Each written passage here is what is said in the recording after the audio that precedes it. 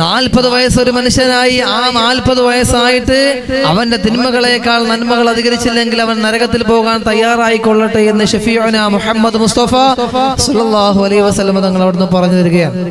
ഇന്ന് 40, 50, 60 വയസ്സായിട്ട് കോമാളതരങ്ങൾ കാണിച്ച് ചെവിയിൽ പൂവും വെച്ച് താത്താമാരിങ്ങനെ ഇറങ്ങിയിരിക്കുകയാണ്. എങ്ങനെ കഴിയുന്നു നിങ്ങൾക്ക്? മരണത്തോടടുക്കുമ്പോൾ ദിക്റും സ്വലാത്തും ഒക്കെ ചൊല്ലി നന്നാകേണ്ട സമയങ്ങളിൽ ആ സന്ദർഭങ്ങളിൽ തോന്നിയതുപോലെ കോമാളികളായി തട്ടമിട്ട് വെറുതെ എന്തിനാണ് ഒരു പരിഹാസ കഥാപാത്രമായി നിങ്ങൾ മാറുന്നത്? പല ആളുകളും പറയും, അവർ സന്തോഷിക്കട്ടെ ഉസ്താദേ, അവർ ആഹ്ലാദിക്കട്ടെ, അവർക്കൊരു സന്തോഷം കിട്ടുന്ന കാര്യങ്ങളല്ലേ അവർ ചെയ്യട്ടെ. പരലോകത്തെ മറന്നുകൊണ്ടുള്ള ഇത്തരം കാര്യങ്ങൾ എങ്ങനെയാണ് സന്തോഷിക്കാൻ കഴിയുക?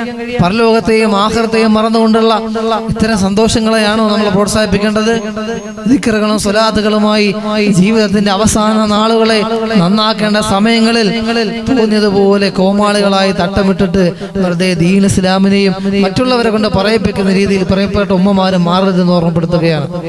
നമ്മളൊക്കെ നന്നാകാൻ വേണ്ടിട്ട് പറയാണ്. കുറെ ആളുകൾ അങ്ങനെ ഇറങ്ങിയിട്ടുണ്ട്.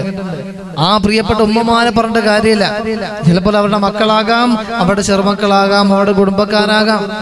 അവരിങ്ങനെ പിരിയേറ്റിട്ട് ഡാൻസും പാട്ടുമായിട്ട് അവരിങ്ങനെ പൊതുരംഗത്തേക്ക് ഇങ്ങനെ ഇറക്കാം.